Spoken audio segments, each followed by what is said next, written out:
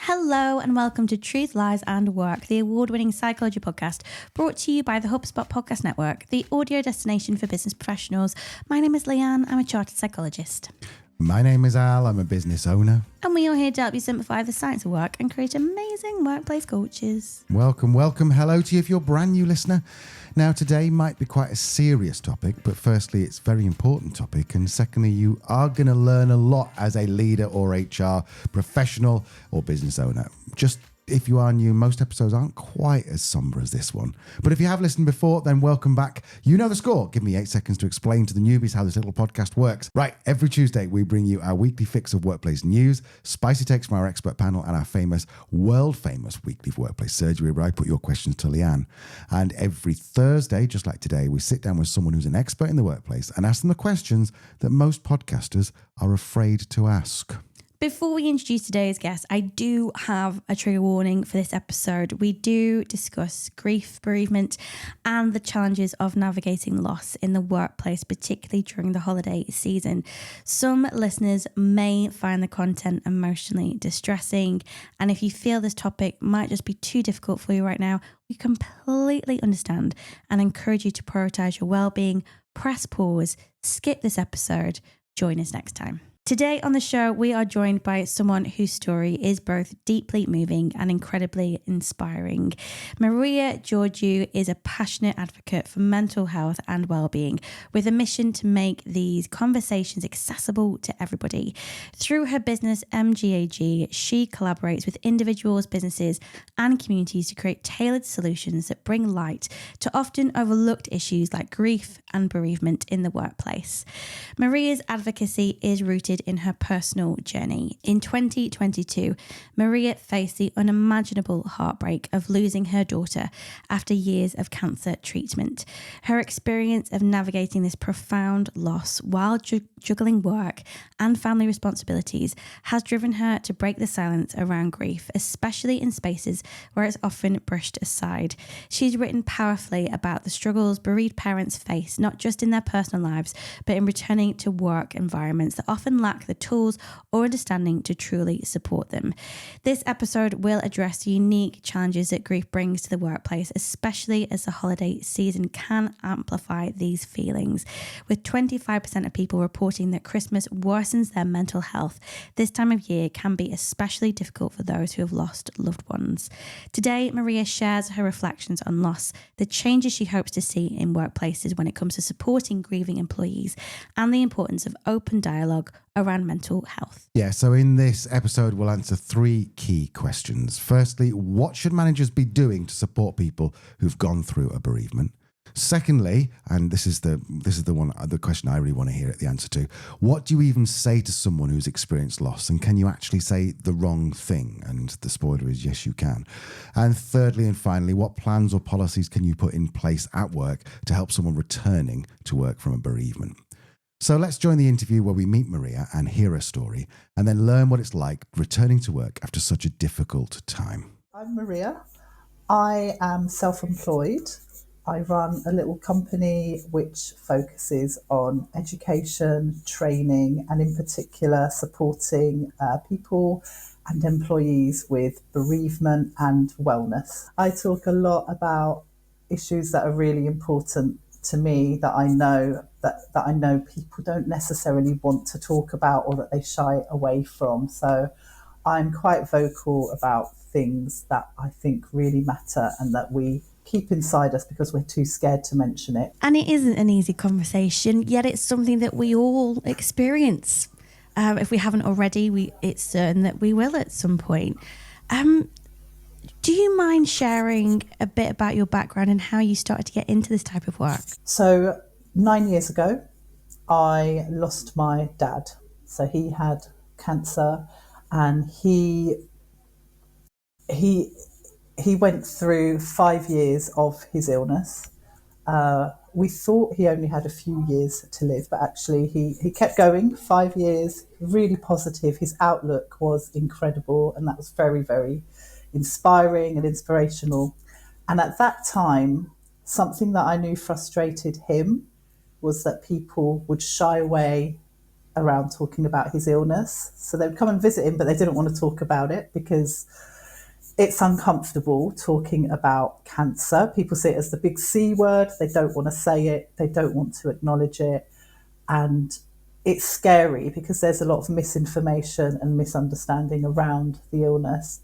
So he was living with me, and I kind of went through the whole process, literally from the minute he got diagnosed to the end.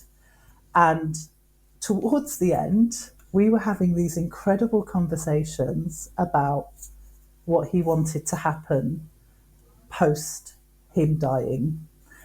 And I would go and I would be speaking to friends and family about this, and they found it really, really uncomfortable.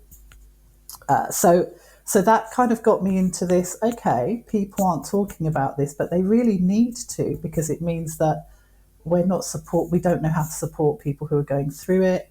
And it means that when that person goes, the people that are left behind, or the people that were caring for them, they have a really difficult time moving on. At that time, I worked full time throughout the whole period of his illness, and it was really difficult because you get to a point where you start thinking, oh my goodness, people think this is an excuse. I need to go off to a hospital appointment, or I need to do this, and quite often last minute. So at that time, I didn't think that deeply into that side of it, because I almost felt like it was just, there was nothing I could do about it, and it was just how it had to be.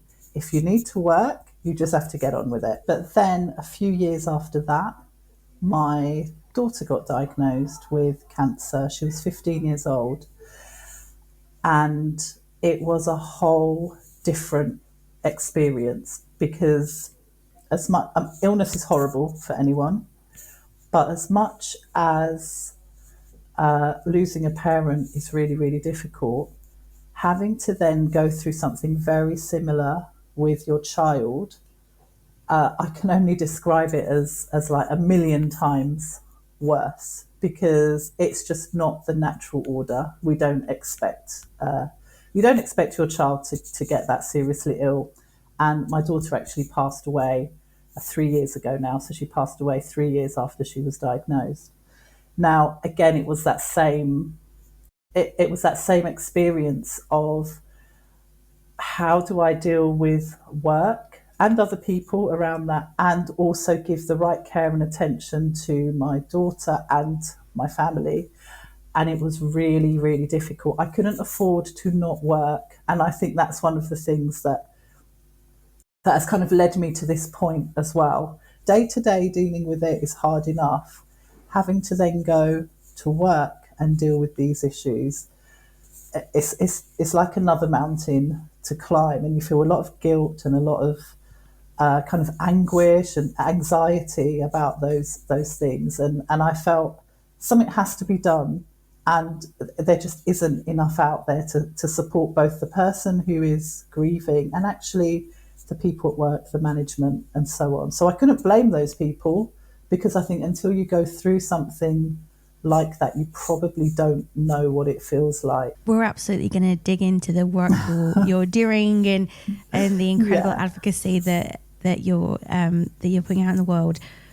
You said something there that I'm not sure I ever really stopped and considered. Really, we think about quite a binary thing, don't we? Think about grief, we think about bereavement, we think about loss. But actually, in a lot of circumstances, there is a period of time prior to that where you're still having to work whilst caring for a loved one, either knowing or not knowing what the outcome is going to be. I mean, during that time, was there anything that helped you or could have helped you during that period that employers could provide to people in the workplace? So when someone is diagnosed with a really serious illness, that actually there's a conversation in the workplace around what that might entail for you in terms of work. So for me, for example, having to suddenly go to hospital. So I had to drop everything and you had to go. There's no ifs or buts about it. You just have to go. And missing meetings, or your morning, so that caring period for the person who's ill, your whole morning might be taken up with getting medication, food, and if you've got, for example, nurses and people coming into your home, having to organise all of those things before you can actually even begin to work. So things that helped me at the time, and I think would also help others in that same situation, it would be things like being able to start a bit later. So instead of having meetings, for example, at 8, 9 o'clock, saying, okay, there's all these things that I need to do first before I get to work. So I'm going to start at 10 o'clock is a better time. Being able to work from home. I was very fortunate. I worked in an organisation that was happy for that to happen. And actually during this particular period, during my daughter's illness, it was lockdown. So we were at home anyway. That, in a lot of ways, made things a little bit easier. So you're at home. And I think also thinking about what is urgent and what isn't. So sometimes getting a message on my phone saying, I really urgently need to speak to you, or this has come up, can you please get in touch? You have to consider, is it urgent? How urgent is it? Or is it something that could maybe wait a bit longer? Or is there someone else who might be able to help? And I appreciate, in some ways, it sounds like you're making huge adjustments for that person, but it has to be a conversation with them. So it has to be a collaborative thing. There's no point in just going, take all the time you need, or yeah, just start when you want, because actually that doesn't work. There's too many variables. You don't know what's going to happen day to day.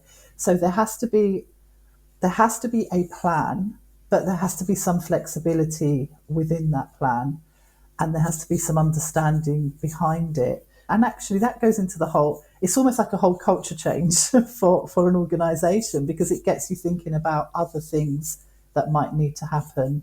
So I think some adjustments around time, and I appreciate different jobs, different organisations work differently. For me, my job at that time, I used to manage I used to manage an area of work. At that time, it was probably easier to be able to make those sorts of adjustments. For people who are maybe working in a different kind of workplace, it might look quite different. So it does need to be a conversation, and it does need to bring in a whole team. And I think when something like that is happening, the whole team around you needs to be spoken to. It needs to be explained to them what's going on. Otherwise, you can end up with some resentful colleagues who are like, well, why hasn't she turned up?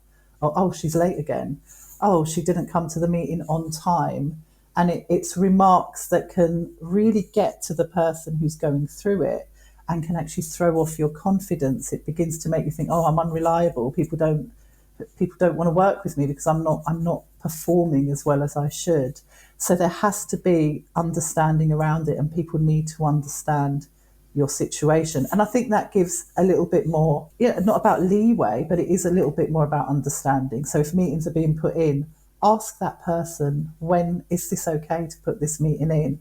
Does it need to be a face-to-face meeting? What kind of meeting does it need to be? Is it something we could just discuss over email?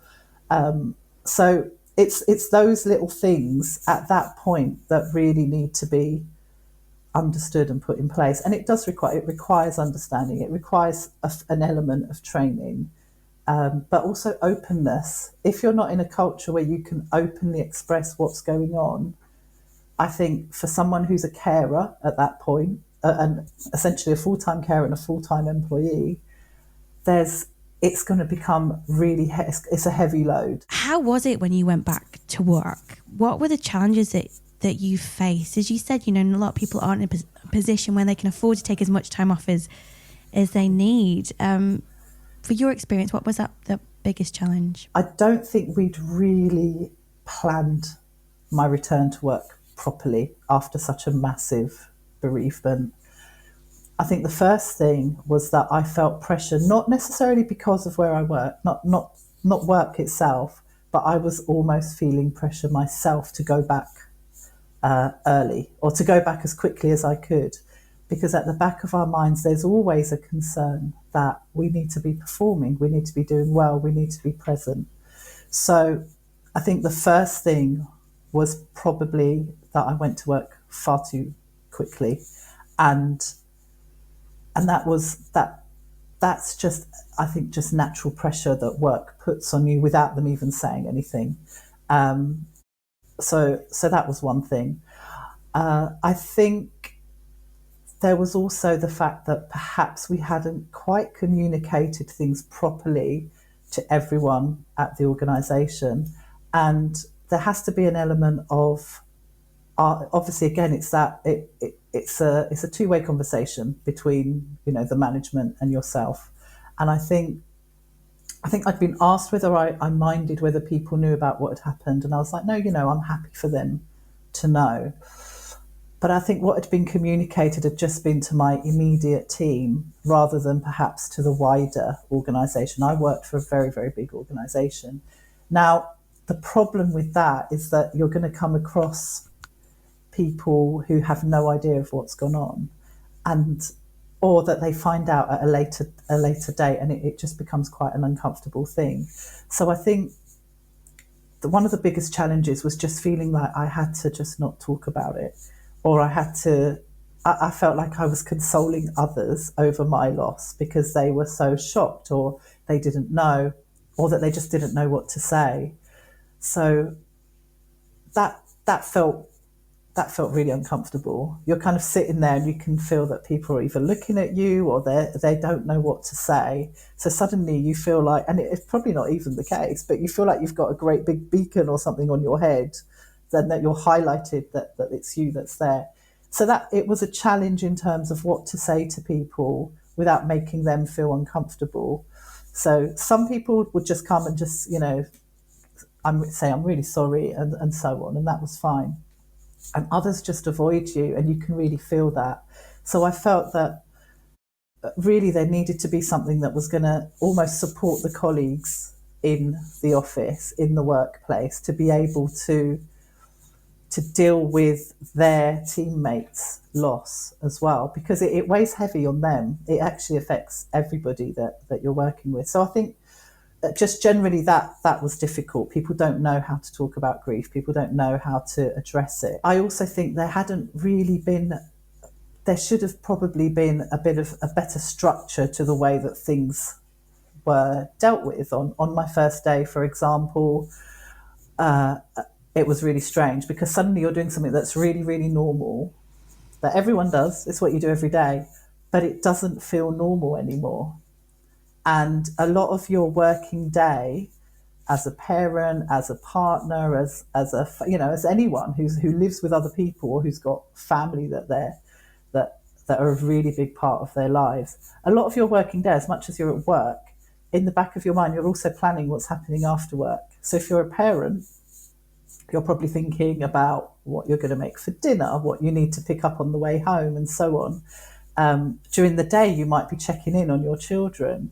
And suddenly this kind of normal stuff that you do every day, you get to your normal place of work, but it's not normal anymore because there's all these things that you're not going to do. So you're not going to check up on your child. You're not going to stop off at the shops to pick something up, and so on. And that felt a bit strange. And I think there needs to be one of the biggest challenges was just that getting there. So actually getting into work, stepping into the office and almost feeling like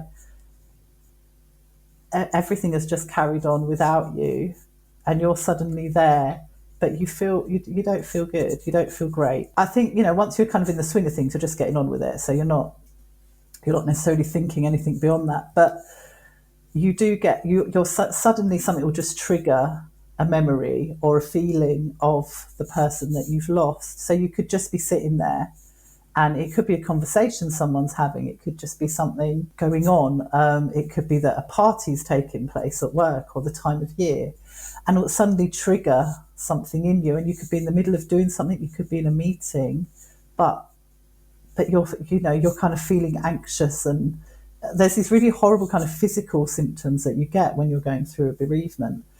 And I think I hadn't quite thought about the fact that would happen while I was at work. My mind was, I'm going to be at work and I'm going to be fully distracted because I'm just getting on with things.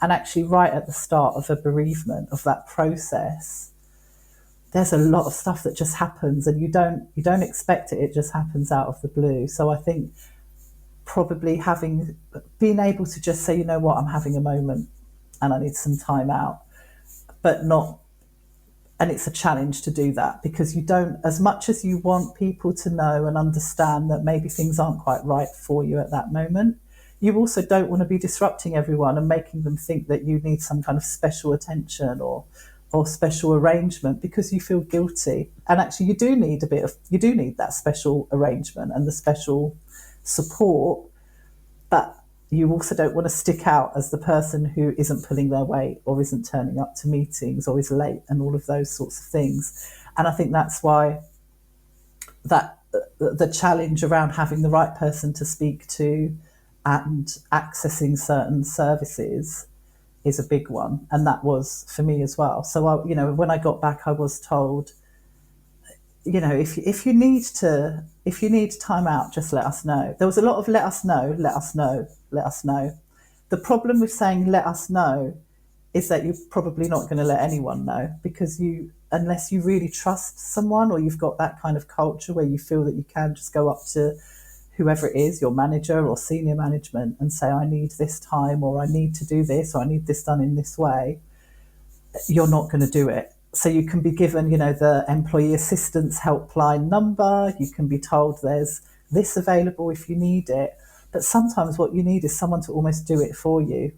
So it has to be an ongoing conversation. So you need to have those check-ins, and that's what people are scared of. And that, I think, was the problem. I was in a lovely, supportive environment, great organisation, but there was still that barrier of, this is someone who is grieving, and the bereavement is a scary one because it's not an ordinary one as such, and they're needed. I just think that's the problem. People get really, really scared to say the wrong thing or say anything, and it can make you feel quite isolated and alienated. So that, check-ins and that kind of thing are really, really important. Okay, after this very short break, we're going to hear more from Maria about what managers should be doing to support anyone who's gone through bereavement. Plus, we're going to learn there definitely is the wrong thing to say, so don't go anywhere. Welcome back. Let's just start with what managers can do to support anyone who's dealt with a loss. Maria tells us what helped her, why check-ins are great, but how managers can often get them wrong. And finally, what is the wrong thing you can say to someone? And also, what are the right things? So let's rejoin the interview. You said it, a few times people can be afraid of saying the wrong thing. And you mentioned that, random things can trigger a response, a memory, particularly at this time of year. Yeah. There'll be people who will be going into their first Christmas without this person in their lives, maybe in their 10th Christmas, it's that loss is still there. What can business leaders maybe do now, today, to check in and support somebody who is in this process of grief going into Christmas? I think it is literally a conversation, and it's that being brave with it. So sit down with the person who is who's grieving or bereaved and say, and acknowledge it. I know that this might be a difficult time of year for you. What can we do that's going to help you not feel triggered, or not feel, that's probably the wrong word, but not feel overwhelmed by what's going on? And I think that then opens that conversation. So it could be, do you want to be invited to the Christmas party? Because I think I know people were worried about me being invited, whether I'd be upset that I was invited to the party, or that I was at the party, or people were celebrating and I didn't feel that way. So, do you want the invite? Do you want to be part of the emails discussing our Christmas lunch? So it has to be an open and really honest conversation. How do you feel about working in the office when it's covered in Christmas decorations and Christmas cards and that kind of stuff? And I think that it's not saying that actually no one else in your working environment can celebrate and enjoy that time of year. It's actually just saying, we understand that things might be a bit hard for you. What can we do that's going to help you? So if it's that you're going to work from home on, say, the last week, if you can, before Christmas, then that could really help.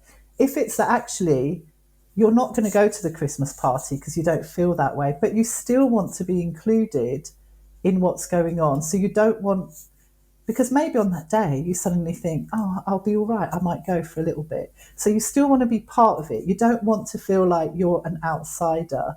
And I think that's where people might go wrong. So workplaces they're so sensitive to the fact that it is a sensitive thing that they go too far and they begin to exclude. So you want to be included, but in a way that's going to make it comfortable for you and for others around you.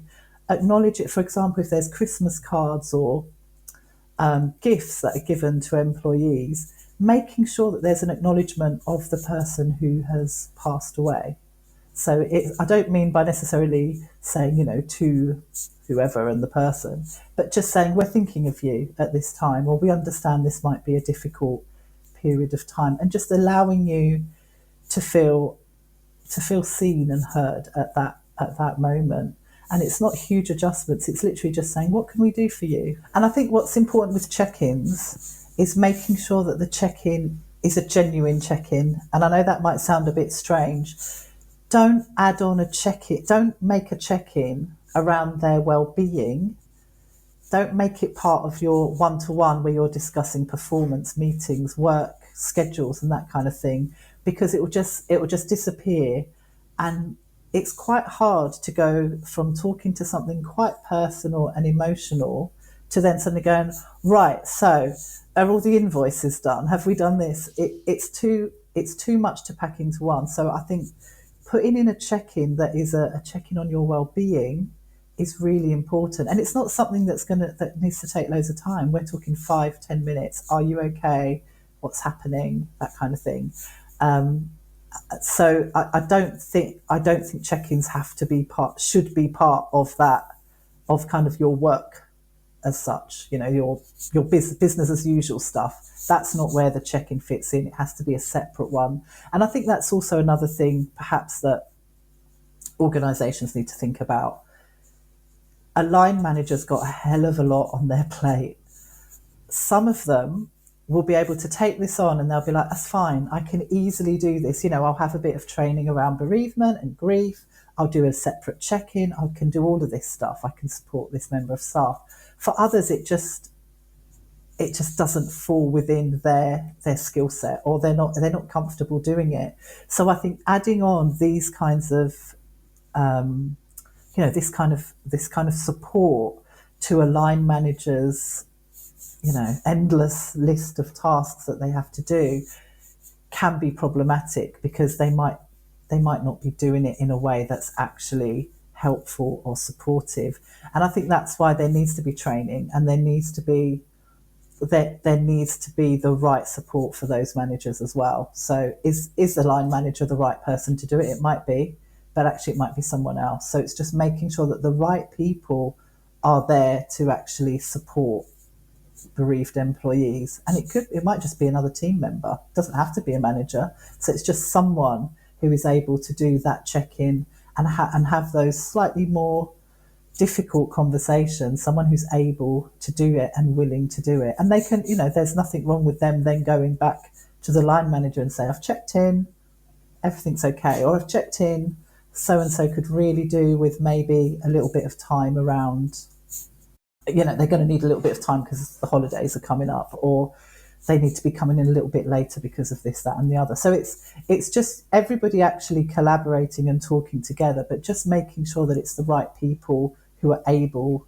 to do that and can provide that support. Otherwise, it just becomes a stress for everyone. I guess one thing you've said quite a lot is, people are worried about saying the wrong thing. Can anyone say the wrong thing? What's the wrong thing? You'd be surprised. I think some people overthink what they're going to say, and unfortunately it can come out as something really insensitive, and they don't mean it. Most people, they're just trying to show that they sympathise with you.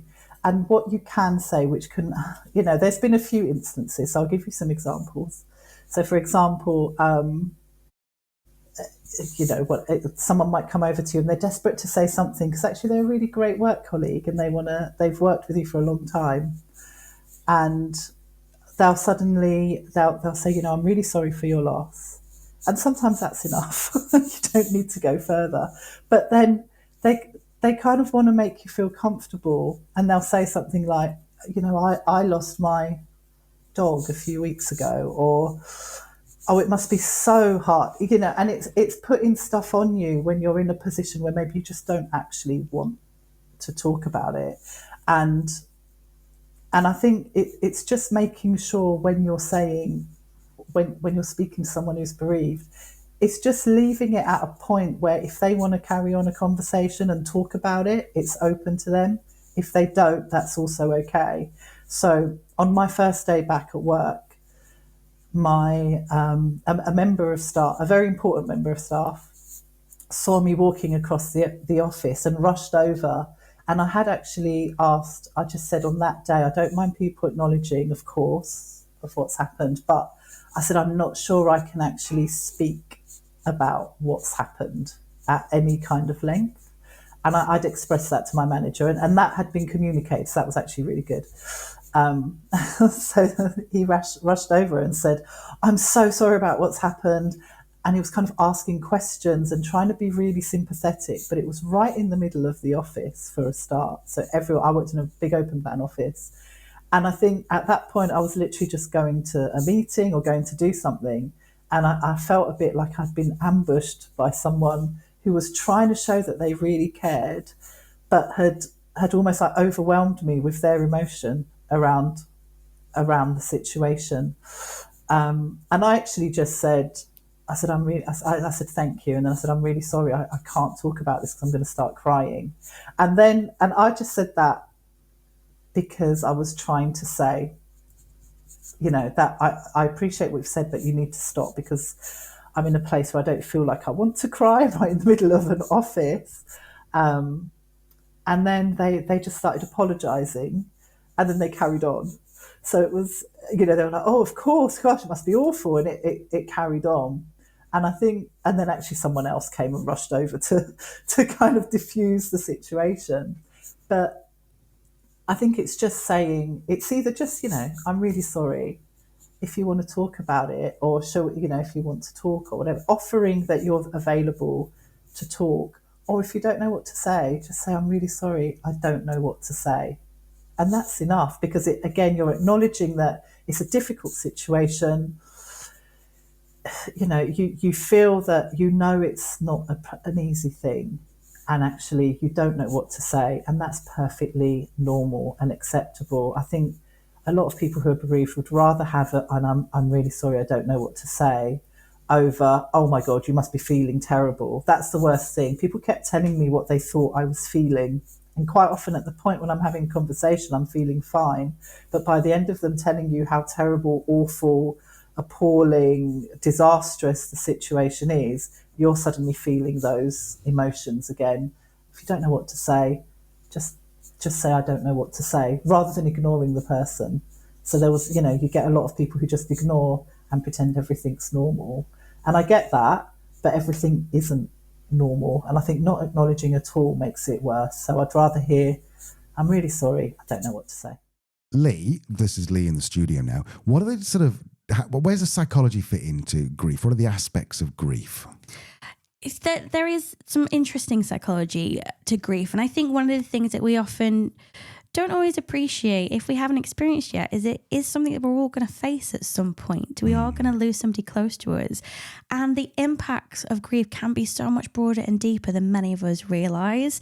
So psychologically speaking, the impacts of grief can be emotional, cognitive, physical, behavioural, and even spiritual. And each of these areas can be affected in very different ways. So it is important to understand the full scope of grief, because it is much more than just feeling sad. And as a manager, there's going to be lots of impacts of grief that you might not necessarily see as part of the grief process. So first of all, emotionally, grief brings waves of sadness, guilt, anger, or loneliness that can feel really overwhelming and very unpredictable. Emotional impacts don't always follow that straight line. It isn't a linear process. It can feel like you're, on a roller coaster with it. 1 minute you feel fine, the next you're hit with a wave of sadness or anger. Cognitively or mentally, grief can really have some profound and inconvenient impacts. It can cloud your thinking. It can make it harder to focus. It can make it hard to remember things. It can impact our decision-making capability. It will feel like your brain is weighed down. It's working in slow motion, and that can make even the most simple task feel really daunting. Grief also has physical impacts, and they're often underestimated and not talked about very much. Grief really does take its toll on your body. It will leave you feeling exhausted. It will disrupt your sleep. It will even affect your appetite. In fact, changes in appetite are really common, and some people completely lose theirs. Grief also has behavioral impacts and can shift how we interact with others or how we spend our time. So you might notice yourself withdrawing from social situations, avoiding things that remind you of the loss, or becoming overly busy as a way to distract yourself. And finally, grief can have a spiritual impact. Grief can make us question the bigger picture, our beliefs, life's meaning, our own priorities. And these periods of deep reflection can be comforting or derailing, and we call that latter spiritual burnout. It is important to remember, as I've said, that grief doesn't have a set timeline. It doesn't look the same for everybody. It's certainly not linear. But understanding how wide-reaching the effects of grief can be across emotions, thoughts, behaviours, the body, and even our sense of purpose can really help us to better support those that are going through it, whether that's a colleague, a friend, or even ourselves. For individuals listening who are going through a grief process at the moment, it's important to acknowledge your emotions and give yourself permission to grieve in your own way. Do try and seek support from friends, family, or professionals, and recognise, as I've said, this isn't linear. It's okay to have good days and hard days. And if a hard day is Christmas Day, then that's the way it is. For managers, the key is to approach grieving employees with empathy and flexibility, listen without judgment, avoid assumptions, and offer practical support such as flexible working arrangements or phased returns. Support can be emotional and highly practical. Well said, Leanne. So let's just get a little bit practical and tactical here. It might sound a bit cold to say we're going to create a policy for dealing with bereavement, but Maria says that that's actually a really good idea. It can provide a framework and a procedure that means everyone gets treated with the compassion they need and managers know exactly what to do. So we're going to rejoin the interview where Maria gives some great foundations for creating exactly this kind of policy. I mean, what policies or training could companies put in place to create these compassionate spaces for grieving employees? Definitely, there's so much that can be done. And the great thing about anything that can be done for employees around this area, it can usually benefit other areas of their work as well. Training around understanding grief and bereavement, I think, is vital for everyone in any workplace. So that would include managers so that they can understand grief and bereavement, and also, all the employees. So generally anyone who is, a team member, an employee needs to have an understanding of it because it will affect everybody. So I think grief and bereavement training, really, really important. And this isn't something that needs to take up a huge amount of time.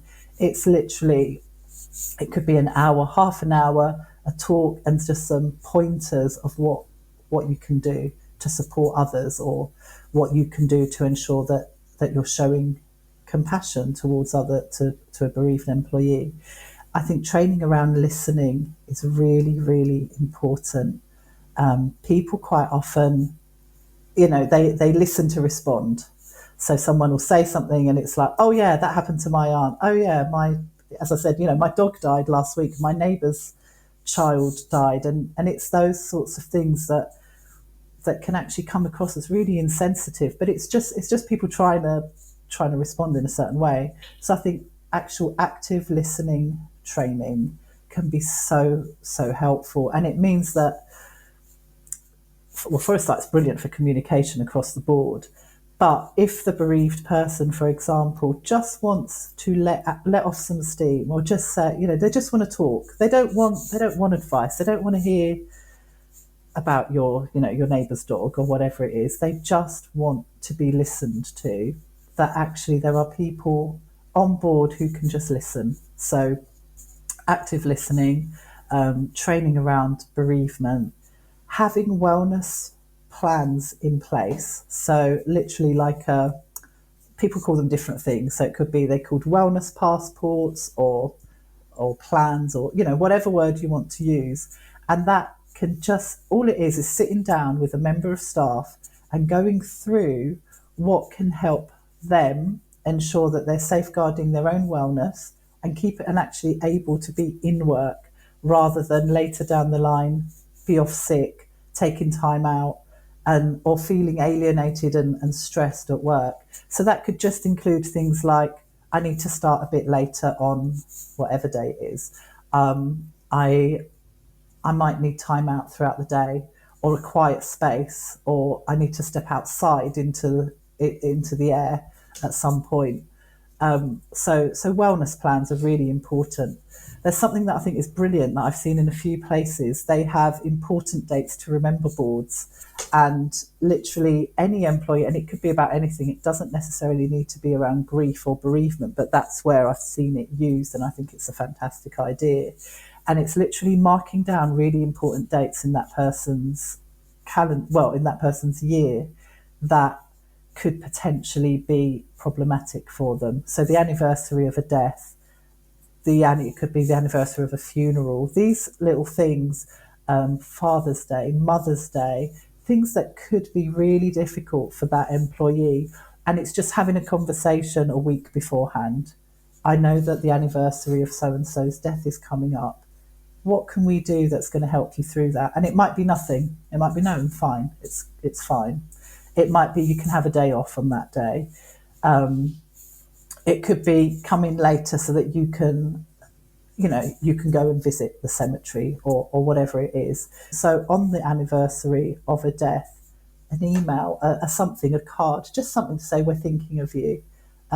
My work, and I remember I was really surprised, I wasn't expecting it at all. On the anniversary of my daughter's death, they sent me a plant. So they sent me this lovely plant, and it came to the house, and there was a card, and it was just like, we're thinking of you. And it was so unexpected, but it was such a lovely thing to do, because I just didn't know. You kind of think people forget about what's happened, and grief stays with you, and it stays with you forever. But it's just acknowledging that there's points in the year that will be very, very hard. And I think probably actually the last thing is, in terms of policy, a lot of organisations obviously have employee assistance programs and people on hand that can help. With employee assistance programs, I think it's really important that it's not just seen as the only thing to do. You don't want to get back to work and they just go, we've got an employee assistance program, they're going to deal with it. They're people you don't even know. It has to be almost like a bonus thing that's available if you want it. The organisation itself should have things in place. So a lot of people, where they've got people like mental health first aiders, wellbeing champions, those people could be involved in it, or even just a few separate people who are trained to literally just sit, listen to bereaved employees, bereavement buddies, whatever you want to call them, something that is there specifically that links to bereavement, rather than it just being, go to the mental health first aider, they're going to help you. They're great, but they might not quite have the right skills or the knowledge to deal with that person. So it's adding on the right things, and these are little things that can be added on to help bereaved employees. But essentially everyone who's going back to work should have a plan for their first day, their first week, and so on. Everyone who's going back to work should have something in place where, they might have spoken to occupational health. They might have already done all these things. And I think it's not seeing it as something so different that everything has to change. The feelings, the emotions, all of those things will be very similar, because anyone returning to work after a period of time will have certain things that they're going to be apprehensive about or they're going to need. So it's the same thing, but it's just having, I think, that extra sensitivity around why it is that employee has been off work, to make sure that actually the process is really smooth, and it means that person is integrated back to work in a way that is easier for them and is going to work for them and the organisation. And again, that's where that openness, training, understanding needs to come into it. Of course, we've focused on this very much for the individual. What are the consequences, or that positive to an organisation who manages this well? I think you'll have and I think I've mentioned it before, increased productivity. So everyone around you will be able to work in a way that doesn't actually disrupt what's going on, your day-to-day work.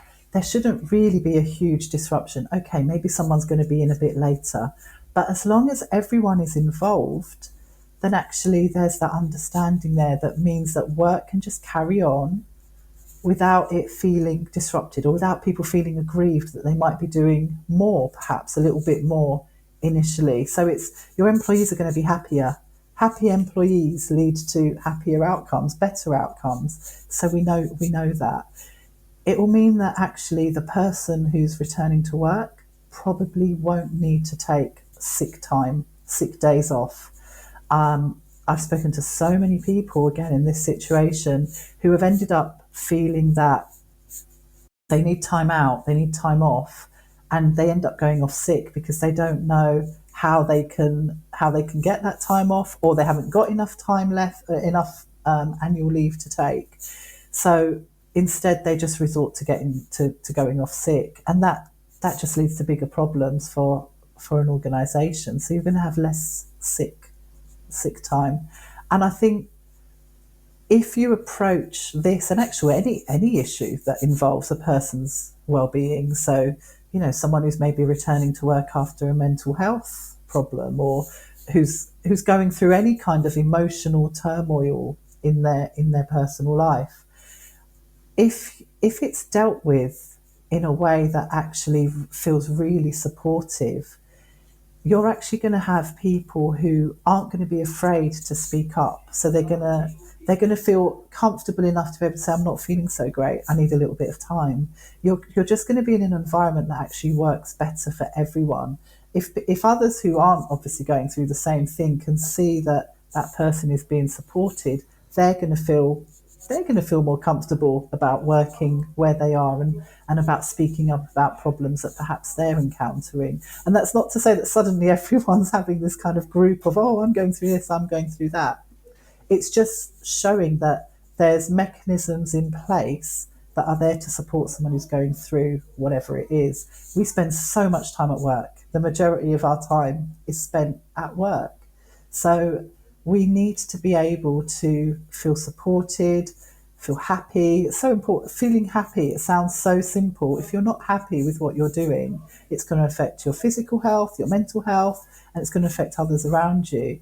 So being able to feel that sense of happiness at work is absolutely vital. And that can only happen if the right things are in place to help those employees, who are going through stuff at that time. If you're showing a nurturing, supportive environment, then it's going to impact everyone and the way that people are working. I think that business owners and leaders often fly by the seat of their pants in this kind of situation. So these tips are perfect if you want to create a guide to follow.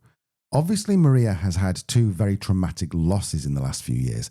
So Leanne asked her for some closing advice on helping people who have dealt with loss, especially when it comes to the obviously very difficult time of Christmas. We're also going to hear about the kind of work Maria does with organisations, and also how to get in touch with her if you want to work with her. If there is anybody listening who perhaps is going into their first Christmas having lost a loved one, is there any message you'd have for them? Give yourself time. I think allow yourself to feel what you're feeling. It's perfectly natural to feel unsettled at this time of year. It's a time of year where everything's about family, everything's about being together. And I think having a person missing is really difficult. And I think it's just allowing yourself to do what you want to do. So if you don't want to do a big Christmas dinner, don't do a big Christmas dinner. Do what works for you. And I think that's the main thing. Don't allow pressure from others to tell you, you're being miserable, or it's going to make you feel worse if you don't come to a 50-person Christmas dinner at, Aunt Hilda's place. It doesn't matter. So the main thing is doing what's right for you and just communicating it in a simple way. I'm not up to this right now. I'm going to do this. So it's just sticking to what's going to work for you. And if you're feeling really awful, if it's really hard, talk to someone. Find someone you trust, and tell them how you're feeling. And that actually that can take the whole weight off your shoulders. Tell us, Maria, more about the work you're doing today to support individuals and organisations with bereavement. Lots around listening training. That's been a really important thing. And having people that employees, not just employees, actually, we're doing this in the community as well, but having people who are trained to listen. And that literally, it's a hard thing to do. People want to listen and give advice and tell people what to do, but actually quite often you just need to listen to someone and it makes them feel better. So a lot around listening training, and having people who are trained listeners in place that someone can go to if they just want to talk. So we're doing that training around understanding bereavement and grief. So that's really, really important. And men's mental health, which is a big one. So again, it's around training, thinking about how to reduce stress and how to get men talking. So there's a lot of talking and listening involved. Getting men talking about their mental health is a really difficult one. Men also tend to behave differently around bereavement. So that's been really interesting. A lot of the groups that I've attended or spoken at, men don't come. Or a man will come and it'll be really unusual. And their experiences do tend to be quite different. So work around getting men talking and feeling it's okay for them to talk about these issues. And then probably the big thing, a final thing, looking at overall well-being and happiness in the workplace and in kind of everyday life. So looking at scientifically proven strategies that can help employees and employers have happier employees, that can obviously help with productivity, loyalty, and so on in the workplace. A website, so it's www.mgag, which is actually spelled emgeag.org. So that's where all the information is. Well, there you go. There's a masterclass in how to deal with a bereavement. If you have been affected by any of the themes in this episode, support is available. If you are in the UK, Samaritans.org, visit their website, or you can call for free 116 123 24/7. Mind also has some excellent resources, mind.org.uk, and Cruise Bereavement Support. You can call 0808 808 1677 or visit cruise.org.uk. I will leave all that in the show notes, along with other resources for our listeners in the US, including the National Suicide Prevention Lifeline and Grief Share, and also some global resources so you can access help wherever you're listening. Join us again next Thursday, where we are bringing you a social media superstar, the incredible Cody Green, who's a TikTok sensation and a mental health advocate with almost 2 million followers. He's genuinely the talk of the town with both the USA Today and even Saturday Night Live, referencing his amazing dog Luna, and it's had more than 50 million views so far. In this candid episode, Cody shares his experience of living with schizophrenia and how, with the right support, people with this diagnosis can thrive in the workplace. If you can't wait a week, then don't worry. You can join us next Tuesday for your weekly fix of workplace news, those spicy hot takes from our expert panelists, and of course, our famous workplace surgery, our weekly workplace surgery, where Al puts your tough questions to me. Until then, make sure you have subscribed to the show on whatever platform you get your podcast. And if you really want to support us, consider posting on LinkedIn about how much you learned from this episode. Be sure to tag Maria. Oh, and check the show notes as well for my email address, all the contact details if you want to get into the show.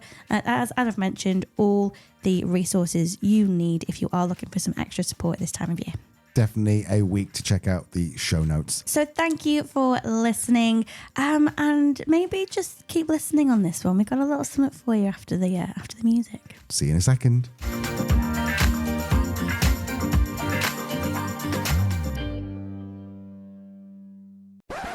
So normally at this point we'd put some little bloopers in here for you. If you've not listened before, you've got some catching up to do. They're usually quite funny and very, very silly.